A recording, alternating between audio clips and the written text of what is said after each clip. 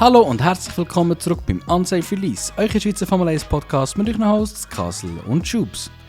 In der heutigen Episode haben wir den Abschluss der Saison. Die letzten zwei leider nicht so spannenden Rennen, aber dafür einen spannenden Championship-Abschluss mit, oha, wer hätte es gedacht, wieder mal eine Meinungsverschiedenheit vom Kassel und von mir gegen Ende vom Podcast. Viel Vergnügen. Und somit sind wir nach einer extrem langen Saison am Ende angelangt. Ich bin irgendwo durch ein bisschen froh, dass es fertig ist. Es hat sich schon ein bisschen die Länge gezogen. Aber das tun wir dann im End-of-Season-Podcast dann noch sicher ein bisschen genauer besprechen.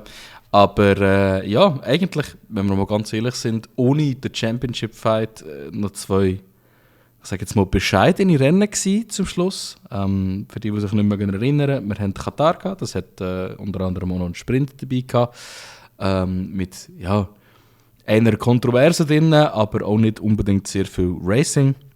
Und Piastri, der wieder ein bisschen rum war. Und dann nachher sind wir ja auf Abu Dhabi gegangen und dort haben wir ein bisschen mehr Gesprächsstoff. Jetzt von Katar her, beim Sprintrennen, da haben wir wirklich schnell uns wieder informiert, was dort alles so passiert ist, und beide von uns haben einfach literally nur aufgeschrieben, dass der Piastri gewonnen hat. Das zeigt, glaube ich, ziemlich genau, wie spannend das Rennen war. Also ich glaube, über den Sprint müssen wir nicht unbedingt allzu viel verlieren, oder? Nein, überhaupt nicht. Also man hätte schon gehofft, dass ein bisschen mehr passiert. Respektive, dass halt Championship einfach dort nochmal ein bisschen enger wird, was dann aber dann halt im Rennen dann passiert ist. Also im Hauptrennen, so muss man sagen. Ja, genau. Also es ist halt, wir haben uns alle so ein bisschen erhofft, dass halt der Max wirklich deutlich mehr Punkte reinholen kann, während es halt ein Norris und ein Piastri nicht machen können. Ist nicht so passiert. Es hat nämlich wirklich Voraussetzungen gegeben, oder es hat können passieren, so muss man sagen, dass nach dem Katar-Rennen alle drei Fahrer Punkte gleich auf gewesen wären. Da hatten sie alle 391 Punkte gehabt. Für das hat aber der Max müssen den Sprint gewinnen, dass es hat funktionieren konnte. Nichtsdestotrotz, nach dem Sprint hat der Piastri noch mal ganz kurz den zweiten Platz eigentlich geholt in der Weltmeisterschaft, wo dann aber im Rennen sich wieder verändert hat. Und ich würde sagen, wir gehen hier gerade zum Rennen. Dort ist wirklich eher ein bisschen spannender passiert. Wir haben, und das habe ich richtig gefeiert, die letzten zwei Rennen wirklich die Top 3 Fahrer von der Championship immer hoch oben dabei gehabt. Und durch das danach ist eigentlich der Start mega spannend geworden. Ich habe das Gefühl gehabt, dass alle eher so ein bisschen konservativ waren. Ich habe das Gefühl gehabt, dass das Feld hintendurch ein bisschen konservativer auch gegen die Fahrer in der Weltmeisterschaft gefahren haben. Und das finde ich eigentlich gut. Oder weil so Repeats wie der Petrov beim Alonso, was ich eigentlich selten gesehen. Ich finde, man sollte sich dort nicht einmischen, wenn andere Leute um eine Championship fighten. Aber das ist einfach eine persönliche Meinung. In any case haben wir eigentlich wirklich gar nichts Spezielles gehabt. Der Start ist völlig, ich sage jetzt mal, normal abgelaufen. Man hat nicht grosse Positionenwechsel und Drama gehabt, keine Crashes, bis dann Runde 8 gekommen ist. Und dort haben wir zum ersten Mal eine Kollision gehabt zwischen Gasly und Hülkenberg. Gasly musste Frontwing und Reifen wechseln. Hülkenberg Runde 7 war der Crash. Also Runde 7 war der Crash, genau. Runde 8. Wir sind hier 57 Runden rein und man hat ja zweimal Pedal 25 Runden rein. Yes, genau. Wegen dem ist es dann eigentlich perfekt aufgegangen für alle Teams. Und in dem Sinn habe ich zwei Diskussionspunkte an. Erstens mal so ein bisschen Meinung über den Crash. Hat es einen Penalty gebraucht oder nicht? Da das aber ein kurzer Cut ist, habe ich auch das zweite Thema an. Nämlich, was zum hat McLaren überlegt, wo sie pittet haben.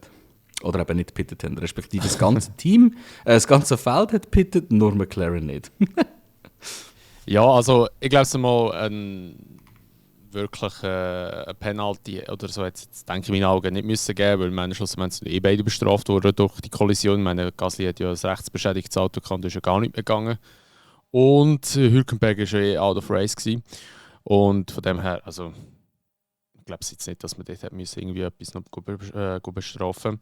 Und wegen McLaren, ja, also in meinen Augen, ich weiß auch nicht, was sich die dort dabei überlegt haben. Ich meine, man tut ja so Szenarien tust du eigentlich immer in der Strategieabteilung tust du ja eigentlich so, eben gerade so Szenarien tust du ausrechnen oder tust du auch einkalkulieren. Dass eben so, gerade wenn du sagst, so, hey, schau, wenn in Runde 7 ein Safety Car kommt, kannst du gut pidden und dann geht es auf. Und dann ist das ja die schnellste Strategie. Und McLaren hat gesagt, so, ja, wir haben ja nicht gewusst, ob die anderen auch gehen pidden. Es hat ja dann als riesen Chaos einen Pitstop gegeben, man hat auch eine Position verlieren. Und ja, also das, was sie gemacht haben, schlussendlich, war eine Katastrophe gewesen. Also ich meine, das hat ihnen schlussendlich das Ganze gekostet. Und ich denke halt einfach, da müssen wir auch wirklich die Leute bei McLaren, also vor allem bei der Strategie und auch die ganzen Daten ausrechnen. Also ich meine schon in Vegas Katastrophe mit dem Unterboden. Ich glaube, die müssen wir mal wirklich alle so an der Hand nehmen und einfach mal in die Schule schicken. Oder weiss auch nicht, nochmal in wie sagt man dem, ins Studium schicken, wo man das eigentlich so ein bisschen lehrt wahrscheinlich, oder keine Ahnung woher. Einfach, dass man das mal wieder ein bisschen refreshen, weil ich glaube, die Leute sind wahrscheinlich so lange bei McLaren und die sind noch sich daran gewöhnt, dass man hinten nachgefahren ist und dann spielt es nicht so eine Rolle, was für eine Strategie du an Bosgen tust. Aber nein, das ist wirklich dramatisch und es ist halt wirklich, es sind viele Punkte, die verloren gegangen sind. Ich glaube, Katar wäre eigentlich schon der erste Anlaufpunkt gewesen, wo der Norris hat Championship gewinnen. Gut, ich muss zwar sagen, der Piastri ist hure stark gewesen, das Wochenende dort. Dort ist es nochmal aufgelebt bei ihm. Also, der ist ja jetzt schon das 3. Mal in Folge hat er gewonnen. Glaube ich. Oder ist er auf dem Podium gewesen? Nein, das 3. Mal. Die letzten 3 Rennen hat der Max gewonnen. Er hat nur den Sprint gewonnen, der Oscar. Oder war es der Max gewesen, der jetzt 3 Mal hintereinander gewonnen hat? Ja, genau. Der Sprint hat, aber der Sprint hat, glaube ich, immer der Piastri gewonnen bis jetzt, wenn es einen gegeben hat. Nur Katar hat es gegeben. Aber irgendetwas habe ich mal gelesen, Mann. Oder ist es Pol? Ab Katar. Irgendetwas war es. In der Pole wahrscheinlich. Weil das Ding ist, ab Katar hat der Piastri wirklich wieder gut performt. Und das war der Sprint gewesen. Im Qualifying hat er Pole geholt. Und was ist Abu Dhabi? Wer war der Pole-Sitter gewesen? Der Max eigentlich. Ja, der Max ist aber gleich. Ja, aber Performance war wieder da gewesen. Ja, also für Katar in Abu Dhabi ist es dann auch wieder nicht mehr so. Aber egal. Anyway, jedenfalls. Ja. Was hat nicht? McLaren hat einfach Scheiße gebaut. Punkt.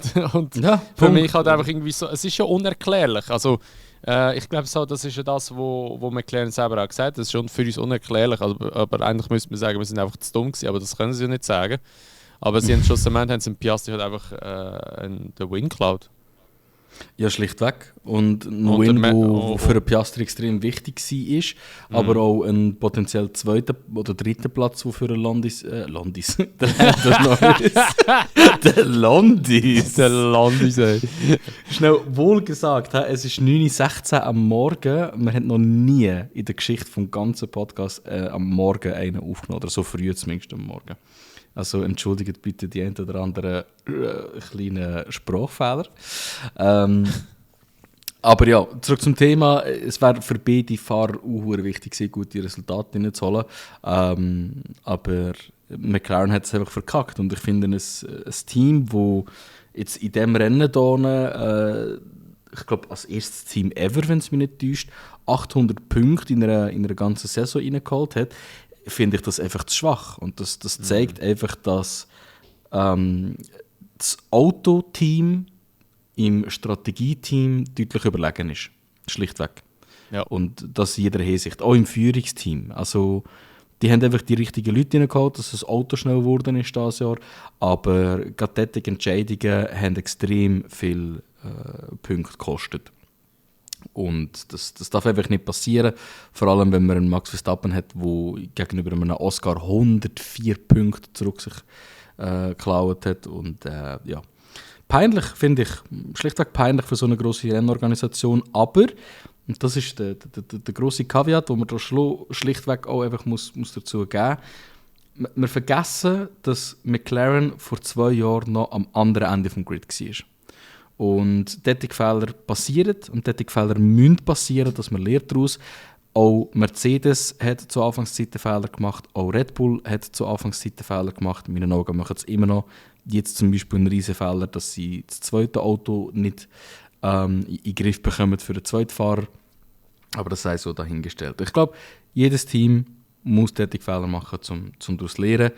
Aber es fällt halt jetzt einfach viel mehr auf, weil sie jetzt an der Front sind. Und sie werden müssen Veränderungen treffen über den Winter. Sie werden müssen Leute spicken oder schulen oder was auch immer.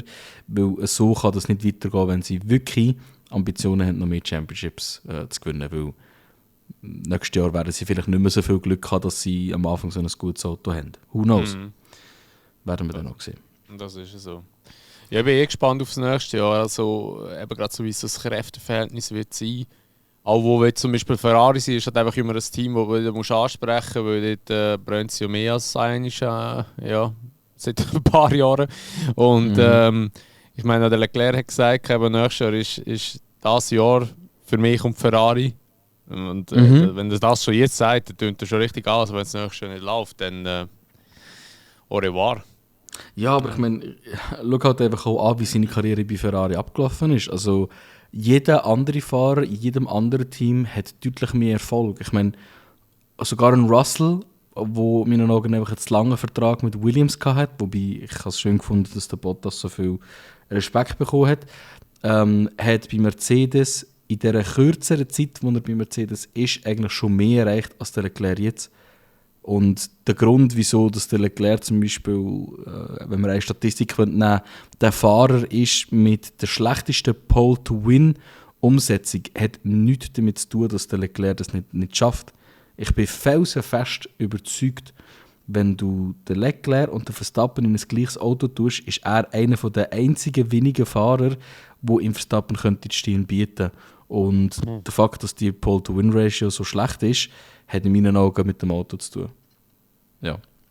Oder einfach mit der Philosophie von Ferrari, who knows. Die Frage, so eben, ja, wer könnte im gleichen Auto den Max Stirn bieten, das finde ich immer so schwierig. Also im Moment, also wenn ich aufs ganze Grid schaue, habe ich irgendwie das Gefühl, wahrscheinlich niemand, höchstens vielleicht noch ein Alonso, weil der halt einfach, wenn es muss sein, sie fährt. Aber sonst ja, also ich glaube nicht, dass ein Leclerc könnte im Max Stirn bieten, bin ich ganz ehrlich. Ja, es ist vor allem auch immer die Frage, zu welchen Zeiten. Gell? Also wenn man jetzt einfach würde sagen, ja gut, zu Prime-Zeiten, dann auf jeden Fall ein Alonso, dann auf jeden Fall ein Hamilton. Das haben wir auch gesehen, zum Glück auch. Immer noch eine der geilsten Saison gewesen, 21. Ja, ich glaube, dort auch hat uns 21 einfach ein bisschen gespoilt. Ich glaube, wir haben jetzt ein bisschen eine andere Erwartungshalter, was ein Weltmeister muss sein. Aber dazu später oder in einem anderen Podcast dann sicher ein bisschen mehr. Nein, ich glaube später definitiv auch, so wie ich es sagen können. Ja, zurück zum Rennen. Eben, also grundsätzlich absoluter Butt-Up von McLaren und das hat dann da so verursacht, dass die beiden auf einer ganz anderen Strategie sind als der Rest vom Grid. Auch noch während der Pitstops dann passiert, wobei das schon bereits der zweite Pitstop war. Also das ist eigentlich nichts Spannendes passiert, bis die zweite Runde von Pitstops gekommen ist. Nämlich ist der Bearman ein unsafe Release gehabt, pun intended. Sie haben ihm den linken hintere Reifen nicht recht drauf da, er ist losgefahren und dann hat er 10 Sekunden Stop and Go bekommen, was dann schlussendlich dazu geführt hat, dass Haas gesagt hat, ja, scheiß drauf.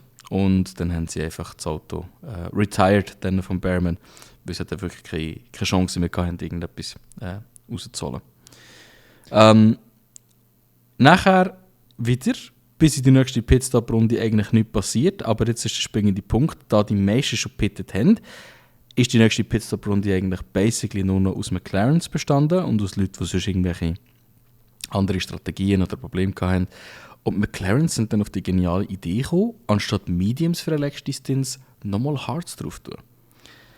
Und da sind wir einfach wieder am gleichen Punkt. Also sie verkacken eigentlich in einem ersten Schritt mal, wenn das man pitten und kommen dann nachher noch drauf, nur Hards drauf zu tun.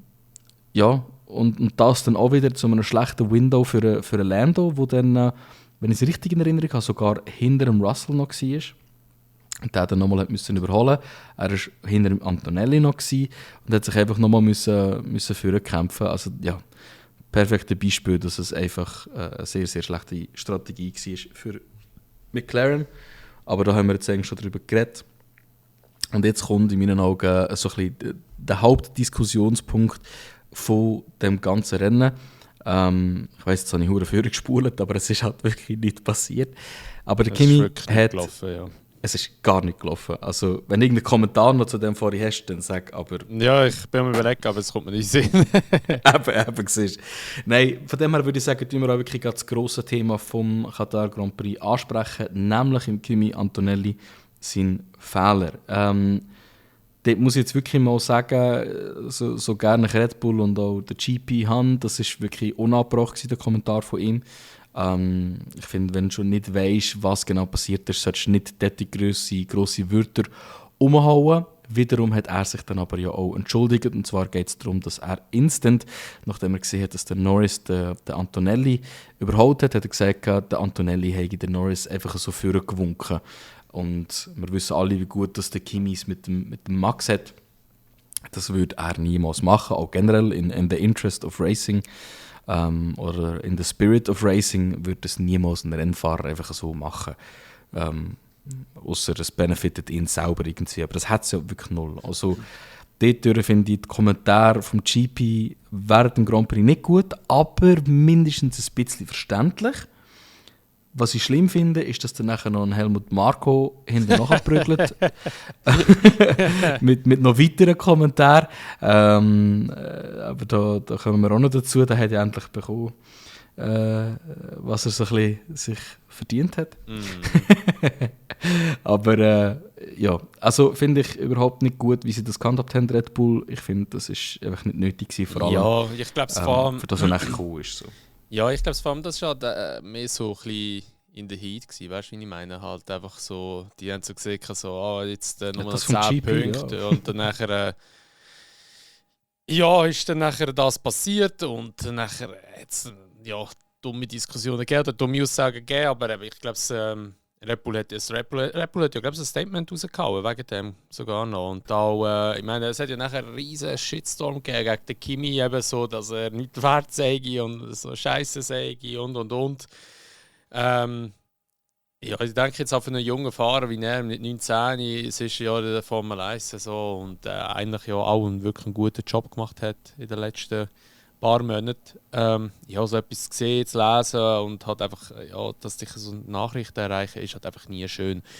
Und darum finde ich halt einfach auch, dass man sich da auch ein bisschen an der Nase nehmen muss, also als Red Bull selber, muss sich da hart an der Nase nehmen, so etwas geht nicht. Aber ja, es hat sich ja dann zum Glück einigermaßen wieder beruhigt oder relativ schnell beruhigt. Also vor Abu Dhabi war dann die ganze Sache eigentlich schon gegessen gewesen. Aber ich finde gleich, eben, man muss sich da halt ein bisschen man sagt es so schön, am Riemen reissen, wenn so etwas passiert. Ich meine, eben, es ist ja nicht seine Intuition gewesen, eigentlich eben den Ding vorbeizulassen, den Norris. Und ich denke auch eher, also so wie ich den Kimi kenne und das Verhältnis kenne von ihm und von Max, denke ich eher, dass es bei Max machen würde, dass er ihn einfach vorbeilassen.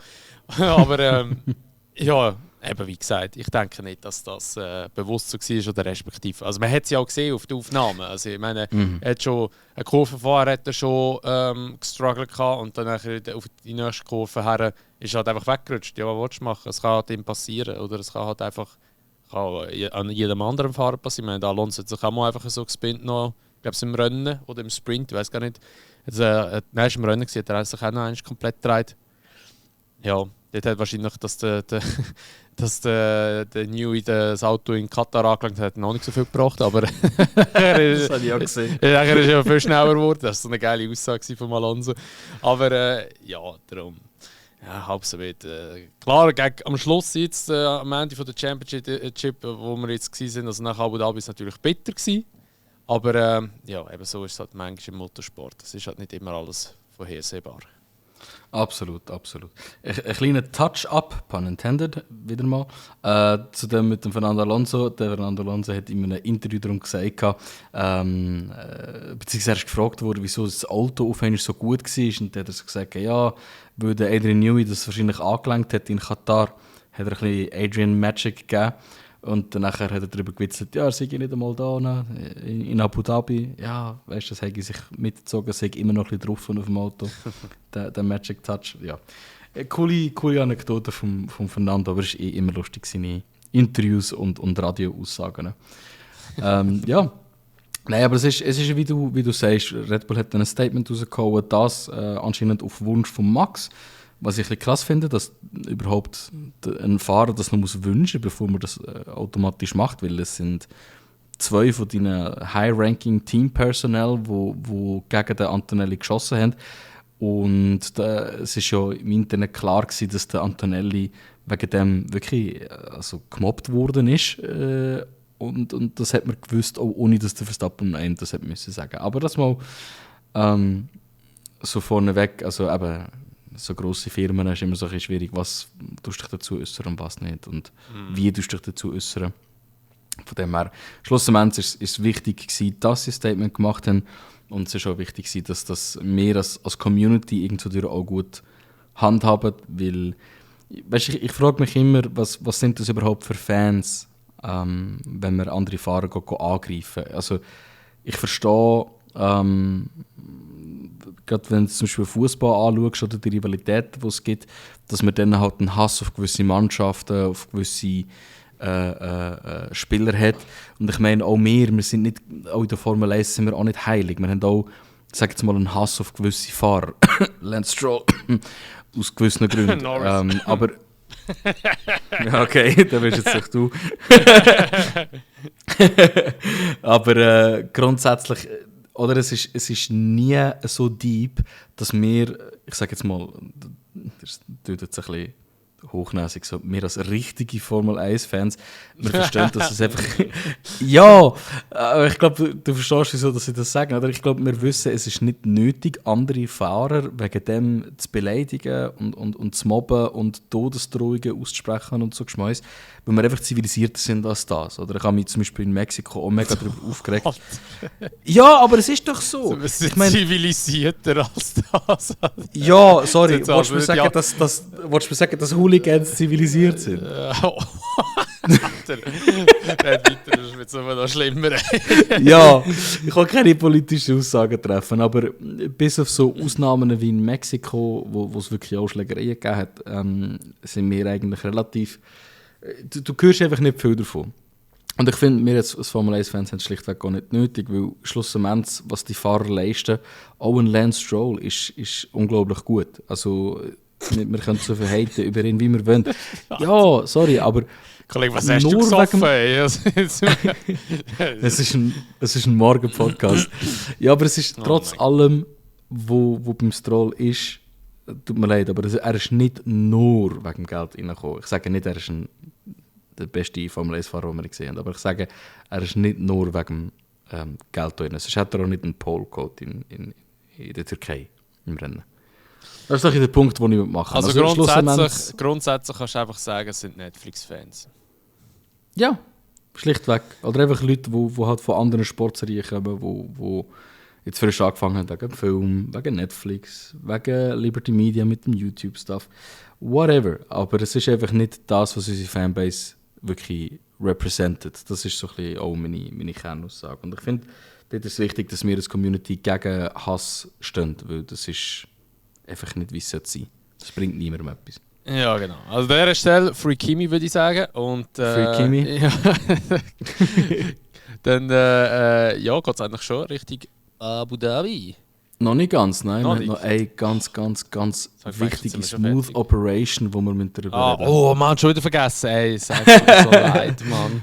Der Carlos Sainz. Carlos motherfucking Sainz. Er hat es fertiggebracht, ersetzt werden durch einen 7-fachen Weltmeister. Im EA-Spiel besser geratet zu werden als er und dafür ausgelacht zu werden. Aber der Schlussendlich auch zu beweisen, wieso dass er besser geratet wird. Ja, Mann. 2 Podiums in einer Saison mit Williams. Zum ersten Mal seit irgendwie, ich glaube, 10 Jahren oder noch mehr, wo 2 Williams-Fahrer in der Top 10 sind und das wirklich überragend. Also niemand von den anderen Teams ist an Williams danach gekommen. Und der Carlos Sainz, der ist einfach, der ist am falschen Platz mit Williams. Es tut mir leid. Der hätte um die Championship mitfighten dieses Jahr, bin ich ganz ehrlich.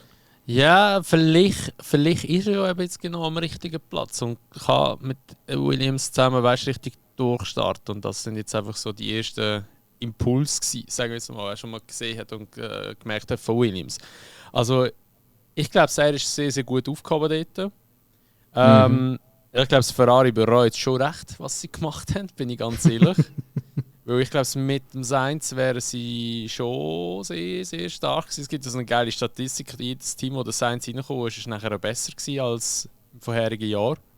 Er hat ja jetzt auch schon ein paar Teamwechsel hinter sich gehabt. Der Sainz-Effekt. Ja, und ich bleibe dabei. Der Sainz ist einer der besten Fahrer am ganzen Grid und ich glaube, er hat es jetzt auch mit seinen Podiums und auch jetzt in der gesamten Saison eigentlich bewiesen, dass er einen sehr, sehr hohen Marktwert hat in der ganzen Formel 1. Gut, klar, Anfang der Saison hat er ein bisschen gestruggelt, aber es ist natürlich normal, bis du dich an das neue Auto gewöhnt hast.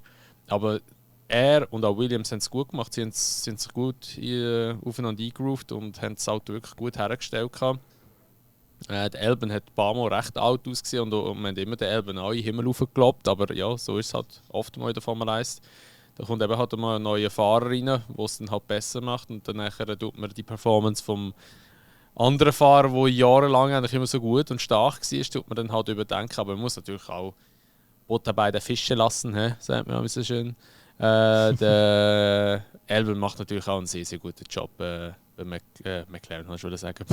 Bei Williams meine ich. Williams. Ja, genau. Ja, absolut. Also, aber der Sainz zeigt einfach, wie gut dass er effektiv ist und ich glaube, eigentlich ist das sogar gar nicht mal so schlecht für einen Albon, weil oder das kann dich entweder zerstören, wenn du gerade schlecht bist. Ich glaube, das beste Beispiel dieses Jahr wäre jetzt der Ocon, weil der wird von einem Rookie ich würde schon fast sagen, wenn man Punkte anschaut, die Grund um den Boden gefahren. Oder ist in den Boden gefahren worden, die Season ist ja vorbei. Und das ist beim Albon ja nicht ganz der Fall. Also der Albon ist ja wirklich eigentlich immer noch gut dabei und er hat auch viel Pech gehabt, viele Punkte verloren, wo er nicht von etwas dafür hätte können. Aber auch der eine oder andere Fehler von seiner Seite. Aber ja, also ich glaube grundsätzlich Williams, wie du sagst, auf dem richtigen Weg. Und was wir auch nicht vergessen dürfen, ist, Williams hat nicht einen riesen Influx gehabt von grossen Talenten, wo neu reingekommen sind, wie jetzt zum Beispiel bei McLaren oder Aston Martin, sondern Williams arbeitet immer noch mit dem gleichen Team, mit der gleichen Facility wie vor 3 Jahren auch schon. Und der ändernde Effekt, oder was wirklich passiert ist, heisst einfach James Vowles. Und der hat nicht nur mit seinen Fahrern einfach ein gutes Handling gehabt, wer er im Auto haben will, sondern einfach auch mit dem Team, das jetzt diesen Fahrern eine gute Plattform bietet. Und da wirklich einfach Chapeau. Da gibt es sicher auch beim End-of-Season-Review nochmal lobende Worte von unserer Seite an ihn. Ja, definitiv. Genau. Das war uns wichtig, dass wir das noch besprochen haben, weil der 3. Platz mit dem Williams ist halt wirklich selten und dann noch der 2. in einer Saison. Es holt natürlich sehr viele Punkte ein und das hat eigentlich in dem Sinn auch die Meisterschaft oder die Meisterschaftsplatzierung von Williams eigentlich in Stein gemeißelt. Schlussendlich, wenn wir die Punkte selber betrachtet, sind wir also mit dem Resultat Verstappen, Piastri, Sainz, dann Norris ins letzte Rennen gegangen mit dem Norris auf 408 Punkte, Verstappen auf 396 Punkte und der Piastri auf 392 Punkte. Also sehr, sehr ein close Championship. Für den Piastri in einer Outside-Chance, dass er es noch gewinnen kann, aber für Verstappen ich würde sagen, eigentlich gar nicht so unrealistisch, weil alles, was er hat machen musste, ist Erster werden und der Norris musste nochmal Vierter werden.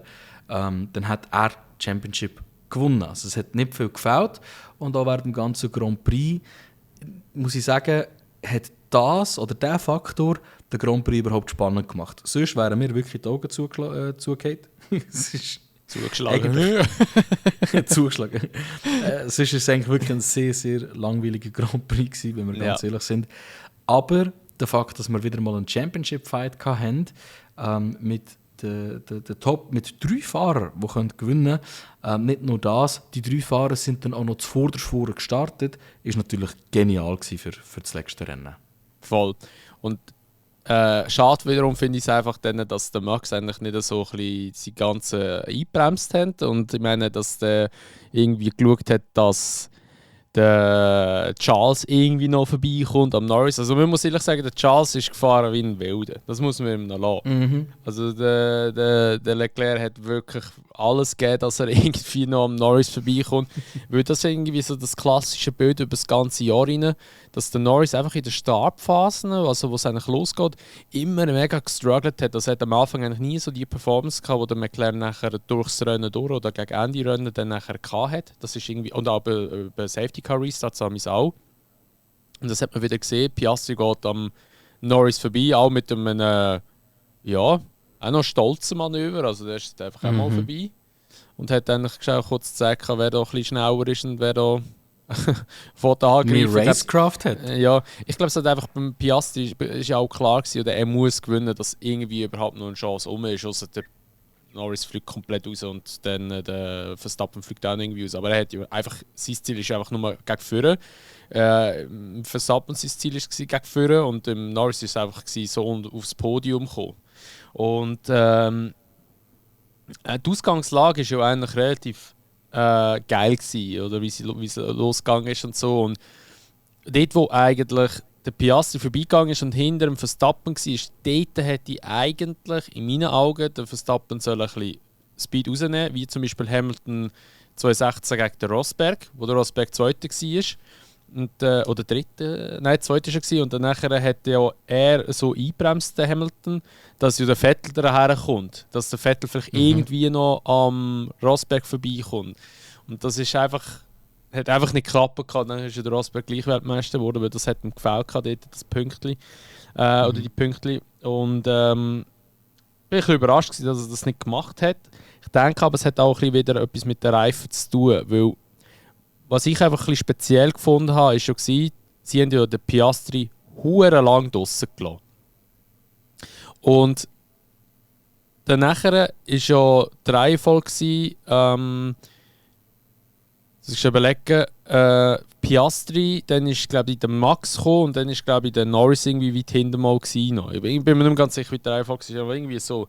Und rein theoretisch in meinen Augen hätte ich eigentlich sollen, wo der Max auf der Strecke am Piastri vorbeigegangen ist, das ist ja passiert, hätte ich sollen eigentlich, der Piastri ist nachher ja gerade in die Box reingekommen. Ich glaube, eine Runde später ist reingekommen, wo der Max vorbei ist. Hätte der Max auch nochmal in die Box reingehen, weil dann hätte der Reifenvorteil gehabt. Und wäre ja eigentlich rein theoretisch, wenn der Boxenstopp gut ausgegangen wäre, wäre ja auch wieder vor dem Oscar geblieben. Und dann hätte er einbremsen und dann hätte der Leclerc realistisch noch mal eine Chance gehabt, an Norris vorbeizukommen, weil es wäre ja wieder beide vor dem Norris rausgekommen. Und dann nachher hätte der Leclerc, der ja hure schnell war in dieser Zeit, gerade hätte können eigentlich vielleicht, wenn er gut einbremst wurde, wäre der Norris noch mal dran vorbeigehen. Und da wäre dann eigentlich so die Chance gewesen für den Max zum Weltmeisterschaft nochmal holen. Und ich meinte sogar, der GP ist angesprochen worden auf das, oder ich glaube, das allgemeine Red Bull. Wieso, dass man das nicht gemacht hat, weil der Max hat noch einen neuen Medium-Satz gehabt, also er hätte das wirklich machen können. Und man hat dann einfach anscheinend so argumentiert, so, ja, man hätte das Rennen sicher gewinnen und hat nicht ein grosses Risiko eingehen. Aber ich meine, man ist ins Rennen reingegangen und der Max ist auch ins Rennen reingegangen mit so, ja, wir haben ja eh nichts zu verlieren. Wieso geht man denn nicht das Risiko ein? Finde ich ein bisschen schade. Aber ja, hätte ich vielleicht dann nochmal ein bisschen mehr Spannung ins Rennen reingebracht. Absolut, absolut. Es ist halt immer ein bisschen schwierig zu sagen, oder? Was sind die Faktoren? Ist es, dass er es gut hat mit den anderen Fahrern? Ich glaube nicht, der Formel 1. Ja, genau. If my mother had balls, she would be my dad. Grundsätzlich, aber ist es, weil er irgendwie den anderen Fahrer gerne hat? Ist es irgendwie, weil er wirklich kein Interesse mehr hat, noch einen 5-fachen Titel zu gewinnen? Nein, also es ist Max Verstappen. Er ist ein Formel-1-Fahrer, er ist einer der besten Formel-1-Fahrer, die es jemals gegeben hat. Und das Ding ist, er hat das schon bewiesen. Und ich glaube, das wird jetzt wirklich so eine der einzigen oder eine der wenigen Saisons sein, wo man mehr sich wird daran erinnern, wer auf dem zweiten Platz ist, als wer auf dem ersten Platz ist. Ja, also muss man einfach sagen. Norris sein Vater ja, an dieser Stelle. Absolut, er hat es anders schon mal gesagt. Wobei ich nehme ihm das nicht übel. Er hat kein Mediatraining und er war hure aufgeregt gewesen, weil dort der Montoya gestanden ist. Aber ja, grundsätzlich muss ich wirklich sagen, also ich glaube, es ist eine gute Repräsentation von dieser Saison. Ein Leclerc, wo will und einfach nicht das Auto dafür hat. McLarens, wo dieser Wegen stark sind, dass eigentlich niemand an sie hinkommt. Und dann gibt es einfach den Max Verstappen, wo dieser Wegen gut ist, dass er selbst mit einem schlechteren Auto irgendwie besser ist als McLarens. Und irgendwo durch kannst du halt einfach auch nur so viel machen, wie du kannst. Und einen dominanten Sieg rausholen ist manchmal einfach alles, was du kannst machen kannst. Alles andere sind hypothetische Sachen. Und ich denke auch, dass 2021 eine Rolle in dem Ganzen gespielt hat. Weil wenn du etwas riskierst, etwas nicht gut läuft, beim Pitstop, whatever, und dann ist der Piastri erst, dann gewinnt der Max Verstappen definitiv nicht. Und wir haben alle gesehen, wie es im 21 ausgegangen ist. Das willst du natürlich als Red Bull auch möglichst vermeiden. Ich denke, so etwas hat sicher auch eine Rolle gespielt, wieso dass man das Risiko von einem Pitstop nicht genommen hat. Oder? Am Ende des Tages hat er gemacht, was er können, und es hat halt einfach leider um 2 Punkte nicht gelangt. Auch wenn es knapp geworden ist eben mit dem Norris. Der hat ja generell noch ein bisschen zu kämpfen gehabt. Also das war eben das Coole gewesen. Also man hat ein paar Mal während dem Rennen eigentlich Situationen gehabt, wo der Norris hat die Championship verlieren konnte. Und eine der ersten davon war effektiv der Angriff von Leclerc. Das war aber nur 1-2 Runden gewesen. Und dann haben wir den Pitstop von McLaren. Und dort habe ich mich mal wieder gefragt, was sich das Strategieteam eigentlich überlegt, weil der Norris ist hinter einem 4-fachen DRS-Train gepittet worden. Aber, was ich nicht checke, ist, wieso ist das auf einmal so gut gegangen mit Überholen? Ausgerechnet in Abu Dhabi, wo ja bekanntlich nicht so einfach ist zum Überholen. Und die ganze Saison schon haben alle Probleme mit Überholen. Und dann macht er innerhalb von 3 oder 4 Runden all die 4 Fahrer einfach fährt in Grund und Boden. Inklusive einem wunderschönen Double Overtake an einem Aston Martin und einem, ich bin nicht sicher, ob es ein V-Carb oder ein Haas war. Aber eigentlich mega schön dort durchgekommen, durch das Ganze. Leclerc ist ihm aber auch gerade nachgezogen. Hat eine Runde später auch einen wunderschönen Double Overtake gemacht. Das habe ich richtig, richtig geil gefunden. Und das hat dann nachher eigentlich so ein bisschen Spannung drin gebracht. Und dann nachher kommt so ein bisschen ein Diskussionspunkt, wo eben auch noch einmal dazu führen können, dass der Norris Championship nicht gewinnt. Und da bin ich jetzt so ein bisschen gespannt auf deine Meinung zu dem ganzen Tsunoda-Incident. Also, wir haben ja die Verteidigung vom Yuki. Also zuerst haben wir mal den Fundspruch gehabt, leave me alone, I know what I'm doing. Genau, nachdem sie gesagt haben, mach alles, was du kannst. Und so, ja, logisch mache ich alles, was ich kann. Und wir haben den zweiten Perez erwartet, und was haben wir bekommen? Ja. Einen halben Perez, einen Fuß von Perez. Ja, also, wie du das letzte Mal gesagt hast, ein Zeichen ja, von Perez ja, genau. Wohlgesagt. Also, man hat immer das Gefühl, ja, man hat nur eine Runde eine effektive Verteidigung gehabt. Man vergisst immer, dass es halt schon auch noch einen Unterschied macht, ob ein Fahrer kann davor bleiben und ein anderer Fahrer einfach in seiner Dirty Air behalten. Somit sind es halt gleich irgendwo durch 2 Runden gesehen, wo der Norris Zeit am Yuki verloren hat. Aber das hat halt für das ganze Rennen keine Rolle gespielt. Was aber fast eine Rolle gespielt hat, wäre fast ein Penalty gesehen, wo, falls sie durchgekommen wäre, in meinen Augen die dümmste Penalty ever gewesen wäre. Weil man hat ja effektiv darüber diskutiert, dass er Tsunoda eine Strafe bekommen, beziehungsweise es ist wirklich so aufgeschrieben worden. Tsunoda forcing another driver off the track, und dann kommt eine zweite Investigation, leaving the track and gaining an advantage. Also das hat der Norris bekommen? Genau, der Norris. Das heisst, sie haben allerernstens untersucht, ob der Yuki den Norris ab der Strecke gedrängt hat und der Norris durch das einen Vorteil bekommen hat. Like, was ist das für eine Diskussion? Ja, in any case, was ist deine Meinung dazu? Ja, es hat ja schon ein paar Strafen gegeben, eben auch, dass zum Beispiel, ich glaube sogar auch in Abu Dhabi ist das gewesen, oder in Frankreich auch, in Frankreich definitiv. Im Paul Ricard dort unten. Das eben so, ist sogar auch der Daniel Ricciardo, glaube ich, auch gewesen, wo man Off-Track überholt hat, also einfach neben der Strecke, und dann nachher hat er auch eine Strafe bekommen. Darum, wieso dass es untersucht wird, kann man irgendwo durch nachvollziehen. Aber ich finde es gut, dass die Stewards dort nicht irgendwie eben eingegriffen haben, weil du musst halt das Gesamte anschauen, du musst die Situation anschauen. Du siehst einfach halt einen Norris, der muss vorfahren, dass er die Championship gewinnen kann. Und schlussendlich, der Yuki hat ihn ja wirklich auch dazu getrieben. Ich meine, er ist ja wirklich zickzack gefahren auf der Geraden. Und dann nachher hat Norris angedeutet, geht links vorbei und dann hat er auch nochmal mehr links übergezogen. Also, was willst denn du machen? Also, klar kannst du sagen, so, ich überhole nicht dort, gang dann rechts über, weil dürfen dann nicht mehr überziehen.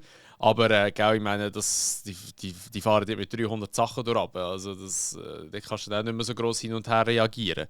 Und ich finde es schon gut, dass sie dort nicht noch eine Strafe ausgesprochen haben gegen den Norris, weil ich glaube, das wäre schon ein bisschen assig gewesen. Ich hätte es, also persönlich jetzt, hätte ich es lustig gefunden, wäre richtig spannend geworden dann auch. Aber wenn du auf die Endzeit schaust, ich glaube, der Leclerc ist ja dann gleich mit 7 oder 10 Sekunden Rückstand, 7 ist ins Ziel gekommen, also es wäre ja gleich wieder aufgegangen. Also die Championship selber hat es nicht gerüttelt, aber es wäre für die Situation und für wie sagt man halt, für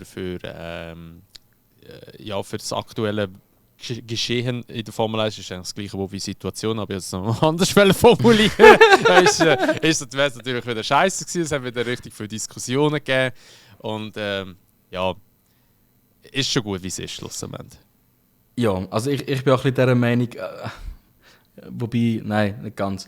Aber grundsätzlich, wie du sagst, es hat am Endresultat hat's nichts ausgemacht. Aber es waren irgendwie 6, irgendetwas Sekunden vom Leclerc auf Norris. Und was man halt auch muss sehen, wenn natürlich jetzt ein Norris eine 5-Sekunden-Strafe gehabt hätte, dann wäre er auch noch näher an Piastri. Ich glaube, der Norris hat das schlichtweg einfach nicht mehr riskieren.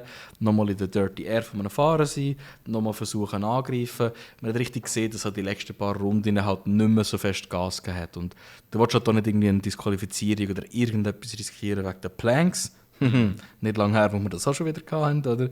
Also, der Norris wäre schon noch mal deutlich weiter vorgefahren, wenn er jetzt eine 5-Sekunden-Strafe hatte. Also es hat am Endresultat zwar nichts geändert. Ich muss aber auch sagen, ich finde irgendwo durch auch eine 5-Sekunden-Strafe an der Yuki, ich finde sie hart. Weil, okay, er hat, wenn man es ganz genau nennt, er hat 2 Verteidigungsmoves gemacht. Also du hast das Weaven auf der Straight, du hast einen Chink nach links und dann geht noch einiges, wo der Norris dann effektiv nochmal links zum Überholen ansetzt, hat er nochmal einen ganz, ganz kleinen Chink oder einen Jiggle nach links gehabt. Und ist nicht okay, ja. Aber, und das ist das, was ich schon die ganze Saison sage, ich muss in meinen Augen eine Revision sehen davon, wie die Strafen ausgehändigt werden. Weil am Ende des Tages bestrafst du schon die ganze Saison Fahrer für etwas, was wir als Fans eigentlich sehen wollen. Knallhartes Fighting. Einfach eiskalt. Ich meine, wenn du nach dieser Logik gehst, hättest du können den Lewis Hamilton und Sergio Perez in der Türkei im 2020 ist das, glaube ich, hättest eigentlich auch beide können bestrafen, die sich gegenseitig in der Türkei immer wieder aus der Strecke rausgedrückt haben. Haben es aber dann auch nicht gemacht. Und ich sage einfach, in the interest of racing muss die FIA wirklich, oder die Stewards generell, einfach aufpassen, was sie bestrafen und was nicht. Weil irgendwann werden die Fahrer, weil sie nicht die ganze Zeit Strafen reinholen, einfach nur noch brav hintereinander rumtuckern und es gar nicht versuchen, irgendwelche waghalsigen Overtakes zu machen. Ich meine, ich sage, du hättest gerade so gut auch den Leclerc können bestrafen für seinen Overtake in Zandvoort am Russell, wo er basically im Russell in die Zeiten reingefahren ist. Aber wenn man es richtig, oder wenn man es effektiv anschaut, was passiert ist, dann hat der Russell ihm dort auch einfach keinen Platz gelassen, oder? Und das ist das, was sie dann auch gemacht haben. Also wieso kannst du es jetzt da nicht auch ein bisschen lockerer lassen? Aber das ist einfach meine generelle Haltung zu, wie momentan Strafen verteilt werden, die ich nicht ganz so okay finde. Also, ja gut, aber man muss dazu immer sagen, dass halt du jetzt nie die gleiche Konstellation ist in jedem Rennen. Also heisst, in jedem Rennen hocken andere Leute dort. Lustigerweise ist Stewards Team dieses Jahr genau, in Abu Dhabi genau oder fast das gleiche Team wie Abu Dhabi 21. Das war auch noch recht funny gewesen, aber nein, grundsätzlich ist es immer so, es sind ja immer wieder andere Leute und andere Leute haben halt immer eine andere Meinung dazu oder sehen es halt ein bisschen anders. Klar, sie haben eine Guideline, wo sie sich daran richten, aber schlussendlich tun die halt einfach das entscheiden und es sind immer ja 5 verschiedene Leute, die das beurteilen und dann nachher eine Strafe aussprechen oder halt nicht, je nachdem. Absolut. Und dort sehe ich es einfach so, wie es der Sainz, ich glaube in Katar sogar ist das gesagt hat, ich hätte lieber ein Steward-Panel. Klar, du musst gewisse Guidelines haben, aber einfach, hey, das sind Guidelines, nicht schwarz auf weiß Regeln. Wenn einer über die Linie gefahren ist, kommt eine Penalty über, sondern ich hätte viel lieber einfach ein Set von 4 Ex-Formel-1-Fahrer, spezifisch Formel-1-Fahrer, wie zum Beispiel, der Sainz hat genau die genannt, Karun Chandhok, Jolyon Palmer, David Coulthard und ich glaube, der Alex Jakes hat er auch noch genannt, obwohl der kein Fahrer ist. Aber die machen ja immer Analysen auf F1 TV. Und der Sainz hat gesagt, fast in allen Momenten, die er gesehen hat, fast in allen Analysen, die er gesehen hat, ist er einverstanden mit der Meinung von innen gegenüber der Meinung der Stewards. Und das zeigt einfach auch irgendwie, dass das am fairsten wäre. Dass du halt wirklich 4 Fahrer hast, die die Situation verstehen und anhand von Fairness entscheiden. Regeln sind gut und recht, aber ich finde, Fairness geht über Regeln. Aber ist auch immer schwierig. Weil das lässt dann immer wieder Verehrung für Korruption. Man Genau, kann hoffen, dass das nicht ausgenutzt wird, aber das ist immer das Hauptproblem. Du lässt für Fairness auftun, lässt du immer Raum für Korruption. Risk and Reward. Genau. Aber ja, ich glaube, so viel zu dem Thema. Oder hast du noch etwas dazu? Nein, ich habe nichts mehr. Dann wollte ich, bevor wir in den Abschluss reingehen, noch ein ganz wichtiges Thema ansprechen. Über das haben wir eigentlich noch gar nicht geredet, der Podcast. Nämlich, was ist mit dem Hamilton los? Ich verstehe, das Auto ist schlecht, aber er hat ein ganzes Jahr Zeit gehabt, 24 Rennen Zeit gehabt, um etwas daraus zu machen auch. Was denkst du, ist grundlegend das Problem beim Hamilton, dass er die letzten 2 Grand Prix jetzt kaum in Punkte reingefahren ist, also wirklich nur knapp? Ja, und dass er die letzten Qualifyings im Q1 rausgeflogen ist, meinst du auch? Das auch. Also, grob gesagt muss man noch dazu erwähnen, der Hamilton ist der Einzige, der das Jahr für Ferrari einen Win geholt hat. Auch wenn es nur ein Sprint ist, aber er hat in China hat er eigentlich einen Win geholt. Ja, und, aber der Leclerc hat dafür was, 7 oder 8 Podiums geholt? Nein, der ist nie 7 oder 8 Mal auf dem Podium gestanden, hör auf. Ich tue das Fact-checken. Ja, schau mal, ich glaube, ich würd jetzt so aus dem Bauchgefühl würde ich sagen, 4 Mal maximal ist er auf dem Podium gestanden, mehr nicht. Jedenfalls, schwierig zu sagen. Ich glaube, es hat einfach, er ist zu alt, er tut sich schwer, zu lange in einem anderen Team gewesen. Und kann einfach halt das, was er halt früher gemacht hat, dass es geklappt hat, kann er halt bei Ferrari in diesem Team mit dem Auto kann nicht anwenden. Aber man muss halt eben da wieder an dieser Stelle sagen, dass er in ein Team hineingekommen ist, wo das Auto natürlich schon entwickelt war, wo natürlich schon eine Basis hatte, wo man halt natürlich oder eine Philosophie schon hatte, die man nicht können einfach so umbauen wahrscheinlich. Und darum finde ich es immer ein bisschen schwer, um halt zu sagen, so, ja, ist er jetzt wirklich so schlecht? Oder hat er es nicht mehr drauf? Oder müsste er aufhören? Oder kann es gleich noch?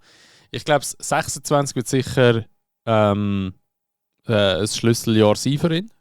Und auch das Jahr sein, wo er entscheidet, ob er noch weiterfährt oder nicht. Weil schlussendlich, ja, so eine Saison wird er sicher nicht mehr fahren. Ich denke auch nicht, dass es hat ja noch Gerüchte gegeben, dass er das Ganze jetzt schon herschmeißt und nicht mehr fahren für 26. Das glaube ich nicht, weil schlussendlich wer wird Ferrari holen? Sie müssen irgendwie so schnell rekrutieren. Ich denke jetzt zum Beispiel ein Joe wird das nie reinnehmen, weil er einfach nicht die Performance geliefert und nicht so gut ist. Ja, Burman wäre so das Einzige, wo eigentlich so ein bisschen realistisch ist.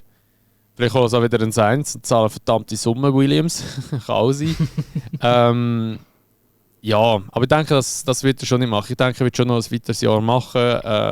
Es wäre auch dumm, vor einem Generationswechsel rauszugehen. Weil du weißt ja nie, wo du stehst nächstes Jahr. Vielleicht sind es wirklich die Schnellsten und sind wirklich die Besten und holen Championship nächstes Jahr. Also man darf ja noch träumen, oder? Aber es kann natürlich auch wieder komplett hinausgehen, weil es ist ja auch Ferrari. Man darf halt das auch nicht wieder vergessen.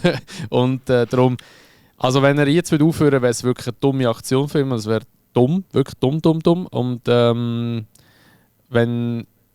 er weitermachen würde, wäre es das einzige Richtige und er kann dann immer noch mit den Nächsten dann sagen, so, hey, schau, das macht keinen Sinn, mich gehen und dann kann auch Ferrari schauen für jemand anderes.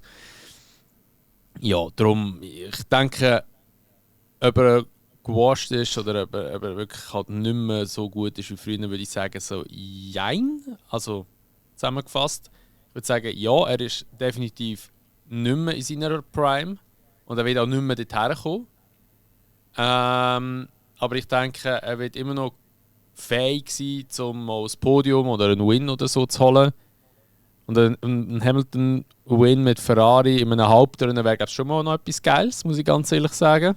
Will ich schon gerne sehen. Darum sage ich so 50-50, bin ich ganz ehrlich. Ja, okay. Also, ich bin so ein bisschen ähnlicher Meinung. Ich sehe den Grund, wieso dass es nicht läuft, ein bisschen anders, aber bin ich ähnlicher Meinung. Schlussendlich, also ich glaube definitiv nicht, dass er früh wird aufhören, weil er hat jetzt in den letzten paar Interviews in Abu Dhabi eigentlich wirklich relativ fromm und klar gesagt, aber das finde ich lustig, dass so etwas wieder nicht an die Medien geht oder man will immer nur kritisieren, negativ.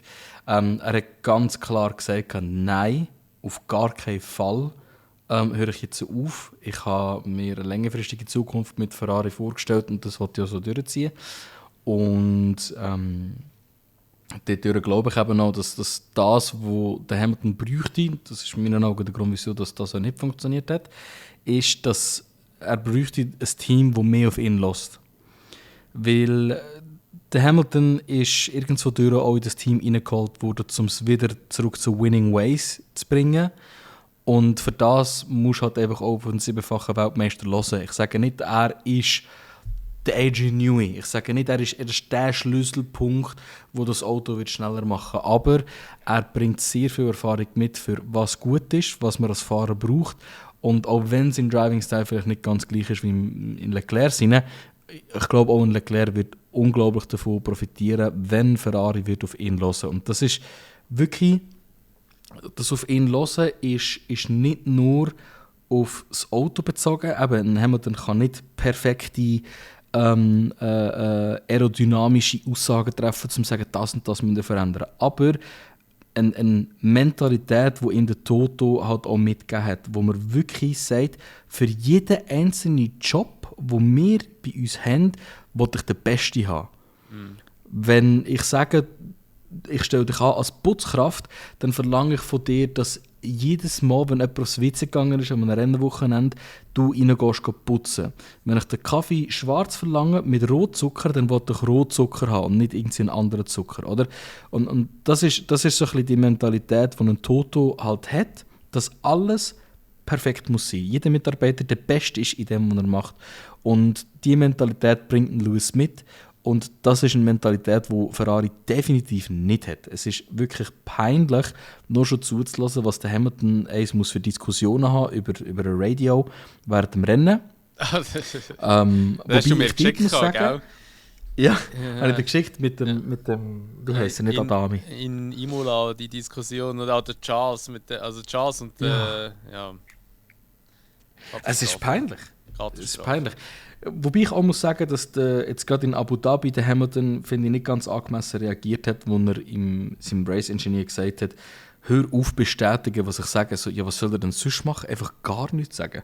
Finde ich auch nicht ganz fair. Aber ist natürlich vielleicht frustrierend, wenn das mit einem Bono funktioniert hat und der Hamilton vielleicht schon seit Anfang Jahr sagt, er will das nicht. Dann verstehe ich natürlich, wenn irgendwann mal ein Frust rauskommt. Aber das sind alles Sachen, die wir nicht wissen können. Am Ende des Tages sage ich, Lewis Hamilton, wenn er gewinnen will, wird er das Team an den Punkt bringen, wo sie gewinnen können. Aber ich sehe es, wie du auch gesagt hast, nicht so, dass er noch in seiner Prime ist. Und ich sehe eben auch nicht, dass er wirklich gegen Leclerc kann ankommen. Und da komme ich jetzt nochmal zurück zu dem Punkt, den ich vorhin gemacht habe. Es ist wirklich kein Seich. Der Leclerc hat in Saudi-Arabien, Monaco, Spanien, Österreich, Belgien, USA und Mexiko das Podium geholt. Das sind 7 Podiums gegenüber dem Hamilton, der nur einen Sprint-Win geholt hat. Und das ist halt schon aussagekräftig. Und wenn du das jetzt halt auf eine Season tust, wo der Ferrari besser ist, dann sehe ich nicht, wie ein Hamilton gegenüber einem Leclerc Championship gewinnen sollte. Da bin ich ganz knallhart, wenn ich das so sage. Ja. Aber ja, ich glaube, das ist relativ eine gute Zusammenfassung, was mit dem Hamilton läuft. Auch zumindest von unseren Sichten. Schlussendlich haben wir ja auch nur Meinungen. Wir können nur ab diesen Faktoren gehen, die wir können. Aber das ist so ein bisschen wie ich und du das gesehen, auf jeden Fall. Genau. Und dann kommt eigentlich noch das letzte und das Hauptthema, oder? Was, für was dass wir eigentlich die Formel 1 schauen und was das ja eigentlich auch geht. Neben der Team Championship geht es natürlich auch um die Fahrer Championship. Und die ist jetzt vergeben worden. Ob jetzt das gut oder schlecht ist, lassen wir jetzt mal so dahingestellt. Aber ich glaube, du kannst mir sicher sagen, was hat der Lando für eine. Also weißt du, wenn du ja Weltmeister wirst, dann kriegst du immer als erstes das Team, wie es emotional ist und schreit und alles drum und dran, wie es bei Verstappen war. Aber Gabo, was hat der Lando für einen Funkspruch bekommen? Erzähl es mir mal. Du bist so ein Bastard. Wir haben vor dem Podcast schon diskutiert und ihr wisst, ich bin jetzt so ein emotionaler Mensch und ich liebe nichts mehr, als die Emotion der Fahrer zu spüren und zu hören und weiss auch nicht was. Und da gibt es einfach so geniale Funksprüche wie You did it oder Oh my Lord, Max! Und dann rastest du einfach auch mit aus und du findest es schön und geil, aber Hello, Lando. This is Zach from McLaren. Is this the World Champion Hotline? Bro, Alter, Mann. Hat er sich da irgendwie auf der Toilette vorher noch aufgeschrieben oder so? Ja. Nein, also... Hey, Zach Brown ist im Verlauf dieser Saison für mich zu einem der meistgehassten Leute geworden. Und der Funkspruch hat mir alles kaputt gemacht. Also wirklich. Der hat mir die ganze Mut kaputt gemacht. Wobei ich muss sagen, dass natürlich der Will... Joseph und der Norris, das ist echt cool gewesen, wie sie den Winning-Funkspruch zusammengestaltet haben. Das war wirklich emotional gewesen. Ich tue das jetzt einfach ausblenden, was der Zack dort für den Seich erzählt hat. Ja, das war schon echt peinlich gewesen. Also, du bist auch kein Fan davon, oder? Nein, also allgemein. Also ich meine, ich habe McLaren ja jahrelang immer ein richtig geiles Team gefunden und alles drum und dran und jetzt eben so in den letzten paar Jahren. Also, schau jetzt, overall, also, die huren Papaya-Rules sind mir so auf den Sack gegangen die ganze Zeit auch. Dann nachher, du kannst mir sagen, was du willst, aber es hat die ganze Zeit immer geheißen, so, nein, die Fahrer werden gleichberechtigt bei uns, aber irgendwie hat es gleich immer den unterschwellige Vibe gehabt, ja, nein, der Lando wird schon ein bisschen bevorzugt. Und ich meine, das kann doch nicht sein. Weißt du, ich meine, ich würde es verstehen, wenn ich der einzige Mensch wäre, der das so spürt oder sieht. Oder vielleicht noch 2, 3 andere auch. Aber wenn du dann nachher so irgendwie auf Social Media gehst, du siehst überall immer noch so Videos, wo irgendwie einfach so andeuten, dass der Lando bevorzugt worden ist. Also sogar, ich weiß zwar nicht, ob das KI ist, aber es hat schon recht echt ausgesehen. Und zwar hat so eine australische Medien hat irgendwie so über das berichtet vom WM-Finale jetzt hier in Abu Dhabi und dann sagt sie einfach am Schluss so als Kommentar so, ja, wenn der Piastri kommt jetzt wieder heim, tut sich erholen und dann hoffen wir mal, dass wenn McLaren das nächste Jahr nicht wieder irgendwie einen Scheiß macht, dass er dann die Championship gewinnen kann. Also, es hat schon irgendwie, ich habe das Gefühl, es hat schon irgendwie so ein bisschen den Vibe, den sie ausstrahlen, so, oder das Gefühl, so, dass eben halt der Lando bevorzugt wird. Und ich bleibe schon immer noch bei dem, eigentlich so, dass das schon ein bisschen ist, dass sie schon ein bisschen mehr pro Lando sind. Ich denke, sie haben ihm Huren viel versprochen, dass er das holt und so, also in den Verträgen und so, und haben das müssen wahrscheinlich irgendwie einhalten, keine Ahnung. Aber ja, ich finde, grundsätzlich ist es immer so, der am meisten Punkte geholt hat an die Saison, hat das wahrscheinlich einfach auch am meisten verdient, weil ja, er hat ja die meisten Punkte geholt über die Saison rein. Man muss ihm Lando lassen, er hat eine gute Saison gemacht, also vor allem gegen Ende der Saison hat er wirklich Gas gegeben.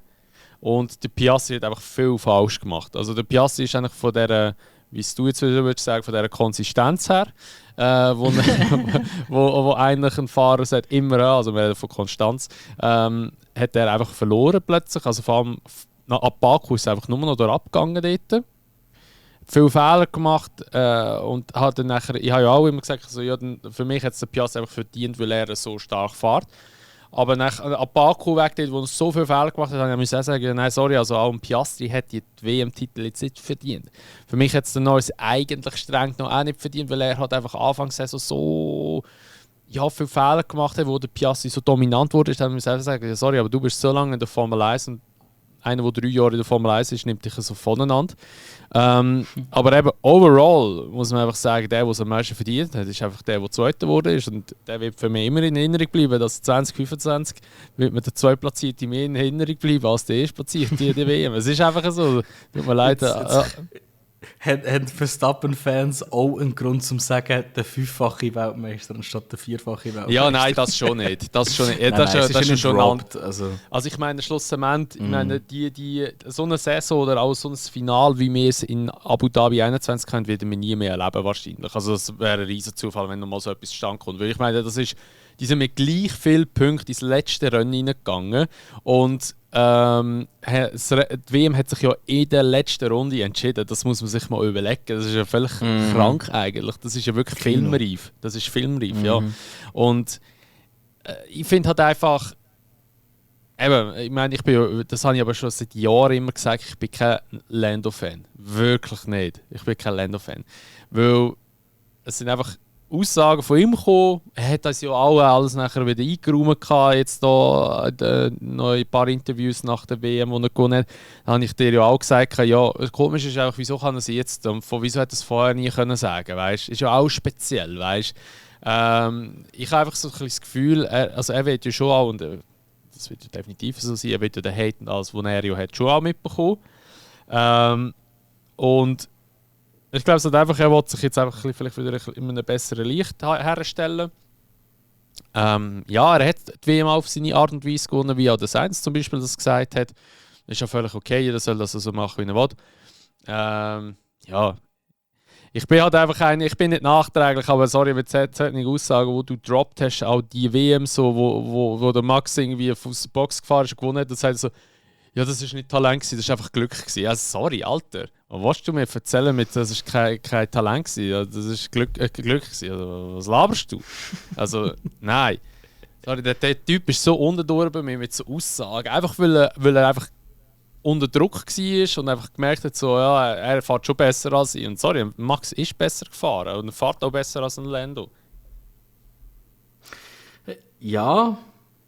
Okay, ich habe einige Punkte zum Auffallen jetzt. Das sind wir Stummstalt, da kannst du von erzählen. Das interessiert mich ehrlich gesagt nicht. Nein, da haben wir jetzt einfach mal wieder ein bisschen andere Meinungen schlichtweg. Oder ich sage jetzt, Norris ist mein absoluter Lieblingsfahrer ever, aber kann ich denke, du willst am liebsten am Zach Brown seiner Stelle sein, gell? Und der Lando abschmutzen die ganze Zeit. Genau. Du wärst eigentlich der gewesen, der eigentlich den Hotline-Call hätte machen wollen, gell? You know when the hotline ring? Schlussendlich, eben, ich bin, und da muss man schon auch sagen, eigentlich immer so ein bisschen Norris-Fan gewesen. Ich hatte eigentlich also vielleicht... Was? Also schau jetzt einmal, wie kann das sein, dass ich jahrelang immer Hamilton supportet habe, dann nachher ein Switch auf den Max, weil ich wollte eigentlich, dass der Max einfach McLaren voreinander nimmt und dann gehst du zum Lando über, obwohl du immer gesagt hast, du bist Max-Fan. Nein. Was für eine Welt leben wir eigentlich? Okay, Pause, ganz grosse Pause. Ich habe schon immer gesagt, am Ende des Tages liebe ich Formel 1 für Racing und ich bin der grösste Fan von Racing. Und ich habe den Max mittlerweile definitiv ist mein Lieblingsfahrer geworden. Aber grundsätzlich habe ich mehrere Fahrer, die ich sehr gerne habe und ich freue mich über jedes Resultat. Und das ist also auch, du bist parteiisch? Fuck, Erfolgsfan? Nein, ich habe mich mega, generell, ich habe mich mega gefreut, wenn der Piastri gewonnen hat. Ich habe mich mega gefreut, dass der Norris gewonnen hat. Ich habe mich aber am allermeisten gefreut, dass der Verstappen gewonnen hat. Aber trotzdem, für mich geht es in dem Sinne nicht einfach nur weiß und schwarz, der Falsche hat gewonnen. Es ist, wer ein Championship gewinnt, ist der Richtige. Das ist so ein bisschen meine Einstellung zu dem Ganzen, weil am Ende des Tages hat der mit dem, was er hatte, am meisten rausgeholt. Und das ist halt, wie Formel 1 manchmal funktioniert. Das ist ein Wissen, wo wir alle damit am Anfang der Saison reingehen, dass mit dem richtigen Auto halt, genau wie ich es in der Mitte vom Podcast Range gesagt habe, halt auch mal der viertschnellste Fahrer auf dem Grid Championship kann gewinnen. Aber was es halt ausmacht, ist Konsistenz. Konstanz in den Resultaten und halt einfach auch ein Mindset, wo du vielleicht durch die ein oder andere Failure musst bekommen. Oder? Weil der Piastri ist jetzt zum ersten Mal so richtig in einem Championship-Fight drin gewesen. Der Norris war das letzte Jahr gewesen. Und ich bin überzeugt, es gibt ganz viele andere Beispiele, wo Champions ein Jahr vorher auch nur knapp Zweiter geworden sind, oder wenn nicht knapp, halt einfach auch mindestens im Fight drin sind und einfach daraus gelernt haben, was man machen sollte, was nicht. Was man ausschalten und was nicht. Und wo ich den Norris irgendwo durch ein bisschen in Schutz nehmen muss, ist der Norris, habe ich schon das Gefühl, merkt man auch, hat ein bisschen. Er ist nicht so gut mit sozialen Begebenheiten. Er ist sehr so ein bisschen ein Weirder und merkt schon oft an den Reaktionen, wenn ihm irgendetwas gesagt wird, weiss er nicht recht, was machen mit seinen Händen, wie er etwas sagen soll. Und ich wollte es doch nicht sagen, ja, es ist alles okay, was er gesagt hat. Also so Aussagen sind nicht okay, die er gebraucht hat. Aber ich kann das irgendwo durch ein bisschen verzeihen, weil ich selber irgendwo durch das auch ein bisschen verstehe. Ich bin manchmal auch ein bisschen ein komischer und dann, keine Ahnung, widerspiegelt sich das halt einfach. Danke. Ja, aber ich finde das eben schön, wenn halt ein so grosser Star, wenn man das sagen will, jemand, der so bekannt ist, so gross ist, halt gleich auch sich als Mensch zeigt und seine Schwächen zeigt. Und ich verstehe irgendwo durch, dass er nicht Mitte Saison sich für das Ganze entschuldigt hat, weil er ganz klar solche Dramen hat ausblenden. Und ich nehme an, er wird schon gewusst haben, dass man über ihn redet, aber ich weiß nicht, ob er über sich bewusst war, dass man in dem Extent über ihn redet. Weil auch der Max zum Beispiel wird ihm ganz klar als Tipp gesagt haben, gar nicht gross auf Social Media, schau das gar nicht gross an. Und ja, das ist so ein bisschen meine Meinung zu den ganzen Aussagen etc. Und dass er sich erst jetzt entschuldigt. Ich sage, es ist nicht optimal, aber ich verstehe es, dass er so gemacht hat, weil er so ist, wie er ist. Zu dem ganzen McLaren bevorzugt Norris, das sehe ich. Ja, schau, ich sage es so, wenn Papaya Rules richtig umsetzen, wäre es eigentlich eine geile Idee. Nämlich, jeder Fahrer hat die gleiche Chance. Und ich sage, im Grundsatz ist es eigentlich etwas Cooles. Ich finde es so, hätte ich es eigentlich gerne von jedem Team, dass einfach Rennen gefahren wird. Punkt. Also, so plump wie es ist. Ich sage einfach, die Umsetzung, wie sie es gemacht haben, ist nicht optimal. Und die Umsetzung, wie sie es gemacht haben, gibt halt leider sehr viel Spielraum, für das ein Fahrer öfters einen Vorteil daraus bekommt als der andere. Wenn wir aber, und das Video ist das ist vor dem Qatar Grand Prix ist das rausgekommen, nein, actually sogar nach dem Qatar Grand Prix, schaut, wer wie viele Punkte verloren hat. Und das sind jetzt nicht, das ist ganz wichtig, das ist nicht spezifisch durch Papaya Rules. Aber The Race, das ist eine Plattform, wo ich eigentlich meine hauptsächlichen Informationen herbekomme, hat eine Statistik gemacht, welcher Fahrer hat durch was am meisten Punkte verloren, respektive durch eigene Fehler und durch Faktoren, die er nicht kontrollieren konnte. Und wenn man das anschaut, hat der Piastri Punkte, die er selber verloren hat, das war nach Katar, sind es über 45 Punkte, die er selber verloren hat, und der Norris nur 29. Und umgekehrt, Punkte, die sie nicht beeinflussen konnten, hat der Piastri etwa 36 verloren, während der Norris 44 ungefähr verloren hat. Also, ergo, der Norris hat durch die ganze Saison weniger durch seine eigenen Fehler und mehr durch Faktoren, die er nicht kontrollieren konnte, Punkte verloren und ist trotzdem Weltmeister geworden. Und das ist der Grund, wieso ich sage, es ist unfair und ich finde es krank, dass wir an diesem Punkt angekommen sind, dass die Leute effektiv sagen, Norris hat die Championship nicht verdient. Ich sage nicht, er war der beste Fahrer gewesen. Und ich sage auch ganz klar, dass ein Max Verstappen das 100% mehr verdient hat. Aber man kann nicht sagen, dass ein Norris die Championship nicht verdient hat. Weil nur schon, wenn du die Statistik anschaust, die ich jetzt gerade erwähnt habe, ist es wirklich nicht fair zu sagen, dass man alles geschenkt bekommen hat oder irgendetwas. Weil das ist schlichtweg nicht der Fall, in meiner Meinung. Aber ja, da sieht man, wie sich unsere Meinungen trennen. Und wie wir nicht ganz das Gleiche halten von dieser ganzen Thematik. Genau. Das ist es. Jetzt haben wir 2 Monologe gehabt, es tut mir leid, falls es ein bisschen langweilig war, aber... ja, also...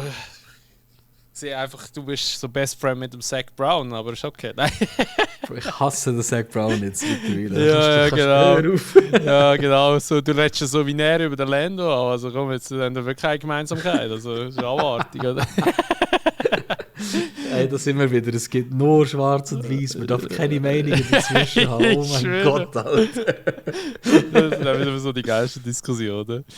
Ja. So, ja, aber ich glaube, sonst war das eigentlich so wieder alles gewesen. Du hast ja noch Celebrations aufgeschrieben.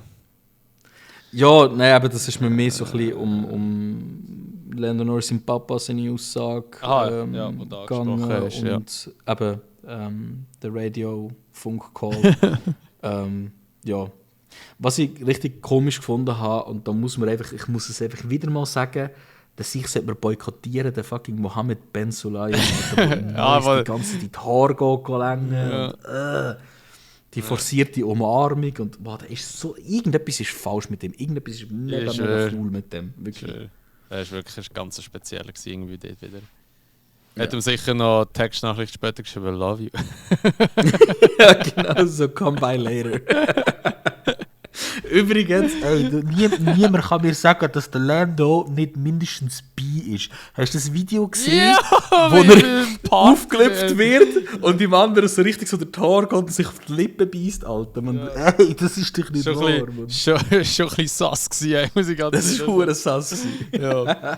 Schreibt gerne mal eure Meinungen im Podcast. Nein, halt. Wir wollen keine Meinungen über Homosexualität in den Kommentaren von unserem Podcast. Mal, Algorithmus, das gibt Klicks, Alter, da müssen wir so machen. Ja, fix. Jetzt ist die Frage, sind wir Pro oder Anti? Nein. Nein. So gut. Keine politischen Äußerungen. Ja gut, aber dann wäre es das eigentlich schon gewesen mit der heutigen Episode vom Unsafe Release. Wie gesagt, es gibt dann nochmal eine Episode, wo wir die ganze Season Revue passieren. Das wird dann wahrscheinlich ein bisschen eine längere Episode werden, wenn wir da von Rennen zu Rennen gehen oder so von Saison-Highlight zu Saison-Highlight gehen. Für uns bedeutet das dann mehr, dass wir viele Videos wieder anschauen, weil wir die Hälfte der Rennen wahrscheinlich schon wieder vergessen haben, weil wir schon die Rennen vergessen, die vor 2 Wochen waren. Ja. Und aber ich denke, das wird sicher lustig werden. Danach gibt es sicher auch einen Ausblick noch auf 26, wo ja auch nicht so weit weg ist. Also abgesehen vom Jahr, Ende Januar geht ja das Pre-Season-Testing schon los, respektive das ist dann nur so eine geschlossene Veranstaltung, die einfach nur intern getestet wird. Offiziell ist es dann im Mitte Februar, glaube ich, Anfangs Februar, und dann geht es dann irgendwie schon Anfangs März schon wieder los mit der F1-Saison 2026. Bin gespannt. Dann mit dem neuen Team Audi und respektive mit auch Cadillac dann. Das letzte Rennen auch noch gewesen, by the way, von Sauber, also mit dem Namen Sauber. Der Name ist jetzt vorbei. Ganz traurige Geschichte. Aber ja, dann würde ich mal sagen, was es war mit der heutigen Episode. Danke vielmals, dass ihr zugelassen habt. Teilt gerne die Episode auch wieder teilen mit euren Kollegen, Familie etc. Und teilt auch gerne den Podcast bewerten, wenn ihr es noch nicht gemacht habt. Und dann würden wir uns dann in der nächsten Episode wieder hören vom Unsafe Release.